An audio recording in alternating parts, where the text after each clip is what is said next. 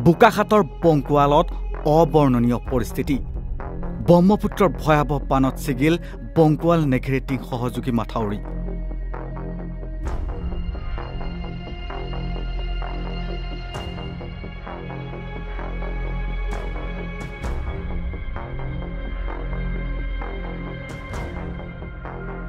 ইতিমধ্যে বানত আক্ৰান্ত হৈছে শতাধিক গাঁও তথা কেইবা হাজাৰ পৰিয়াল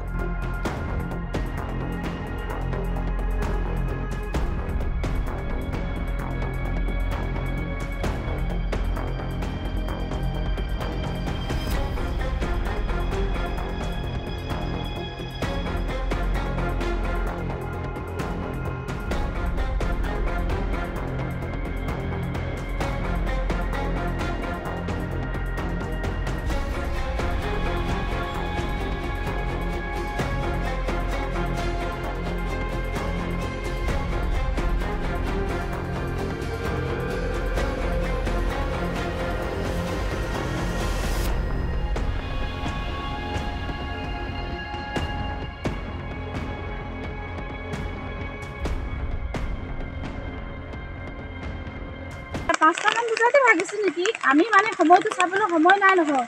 উঠিছোঁ না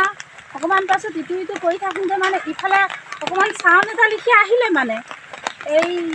এনেকুৱা কিবা তাৰমানে গুমগুমনি এটা লিখি হ'ল ইফালে জুমি চালোঁ ইফালে দেখিছোঁ পানী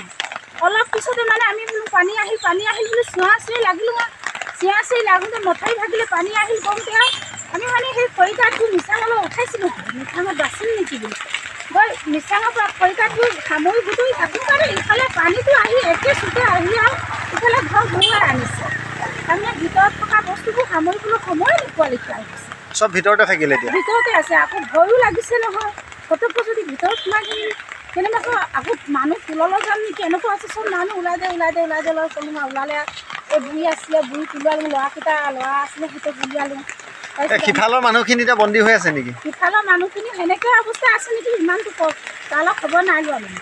সেইটো মানে সেই যেতিয়া সেই গৰাখহনীয়া হৈছিলে আমাৰ সেই বংকল গাঁৱতে হৈছিলে তাৰপিছত গৰাখহনীয়াৰ পিছত এইটো দিছিলে বোলে মোক এতিয়া দুৰ্বল হৈছিলে না নাই হোৱা হ'লে মই ইমানটো ক'ব নোৱাৰোঁ ইমান বেছি পানী আহোঁতে ইফালে পানীটো ঘূৰি হৈছে দুৰ্বল হৈ যাব পাৰে বাৰু বাহনি ইমান বস্তু বাহনি এনেকৈ ইটো ঘৰৰ পৰা পাকঘৰটো যেতিয়া বুৰি আহিছে এইটো ঘৰলৈ আনিছিলোঁ হ'লে অনাৰ পিছতো এইটো ঘৰ বুৰিলে মানে এতিয়া এই চোতালত পানী ইমান হৈছে কেনেকৈ উলিয়াব তেনেকৈ পৰাবোৰ সেই বিচনাৰ ওপৰত থলোঁ আৰু নোৱাবোৰ তেনেকৈ আছে এতিয়ালৈকে একো দিয়া নাই আছে প্ৰশাসনৰ ফালৰ পৰা একো দিয়া নাই আছিলে এতিয়ালৈকে নাই দিয়া আছিল পিছত দিব নেকি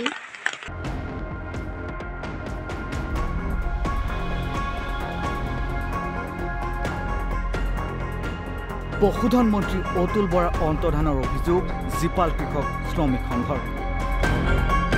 আজি 3 দিন ধৰি মানুহবিলাক আবদ্ধ হৈ আছে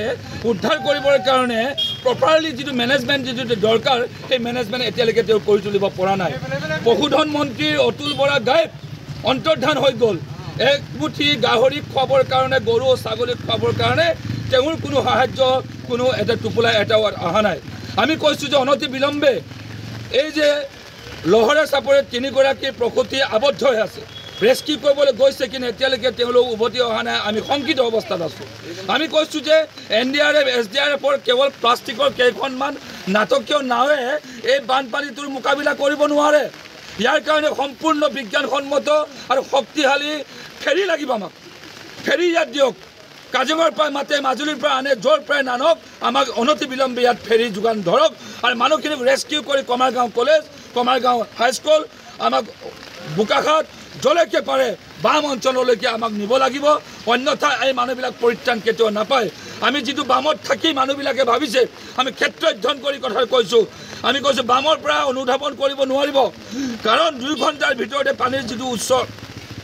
শিখৰলৈ আহি গৈছে ইয়াৰ পৰিণাম ৰাতিলৈকে ভয়াৱহ হ'ব আমি কৈছোঁ কোনোবা মানুহে ট্ৰেডিশ্যনেলি কোনোবাই ভাবিছে যে বানপানীৰ লগত সহাৱস্থান কৰা নীতি অনুসৰি যে সহাৱস্থান কৰিব পাৰিম, কিন্তু এই ধাৰণা কিন্তু ভুল বুলি প্ৰমাণিত হ'ব। গতিকে সময় থাকোঁতেই বিভাগীয় কৰ্তৃপক্ষই দায়িত্ব স্বীকাৰ কৰি তেওঁলোকক কেনেকৈ গাঁওবুঢ়া, তেওঁলোকৰ কানুনগো, তেওঁলোকৰ চাৰ্কুল অফিচাৰ, মণ্ডল সকলোকে তেওঁলোকৰ এই ফেৰীবিলাকত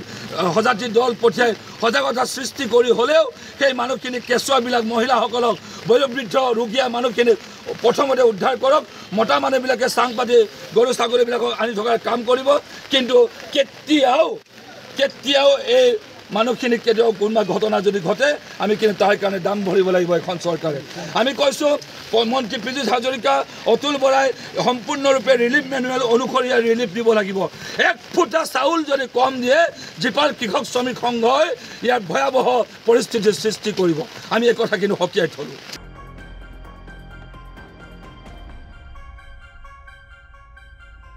বোকাখাটৰ পৰা উত্তম শৰ্মাৰ প্ৰতিবেদন, নৰ্থ ইষ্ট নাও।